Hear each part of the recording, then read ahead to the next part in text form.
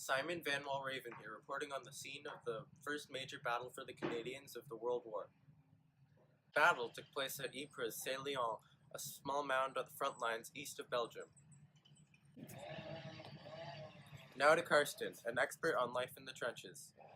Hello, I'm Carson Shrimpton, and today I will be informing you on the living conditions in the trenches and life on the front line. Soldiers in the trenches had to deal with a variety of problems. To start, they had to deal with being away from their loved ones for the first time. The walls weren't fortified with concrete or bricks or anything like that. The walls were only held up by sandbags, plywood, and even sometimes just mud. The floor was likely to be mush, and if the soldiers were lucky, they would have a duckboard keeping their feet more dry. And the dead bodies laying around them did not help comfort them that much, nor did the rats living within the walls. Go. If not, the rain that would fall into the trenches would cause all the dirt and water to mix up in the slippery mud, with soldiers often developing a disease known as trench foot because of it. Overall, the trenches in these battles, like the one in Ypres, hold a hard but necessary place in the war. Go. Now enough with life in the trenches. Let's go down to what actually took place. We have interviewed a military strategist in the war for first-hand information. Hello, fellow Canadians. What took place in the past 2 years is a story that will not be forgotten.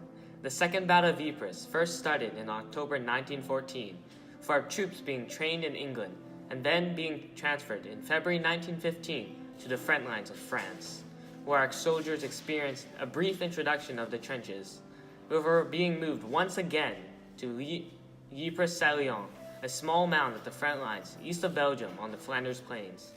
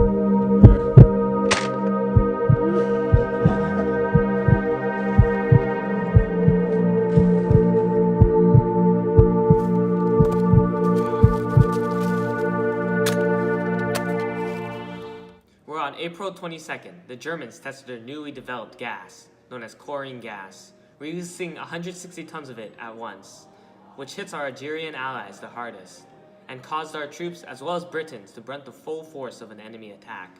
We managed to hold down the fort, but once again, on the 24th, they launched another gas attack, which hit our troops.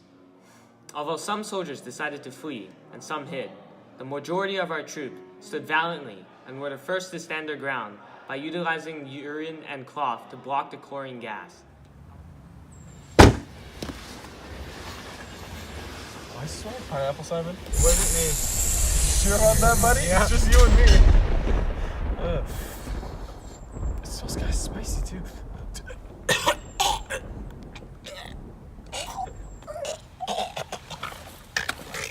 Our remaining troops that were still alive managed to buy enough time for Britain and France to send over reinforcements, and on the 25th, our men headed to the back, and the battle was over, but not the war.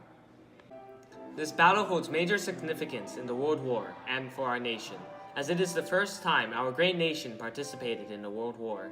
This war was also a show of bravery and courage, as our troops stood valiantly against the odds and held the enemy at bay, long enough for our reinforcements from our allies to arrive.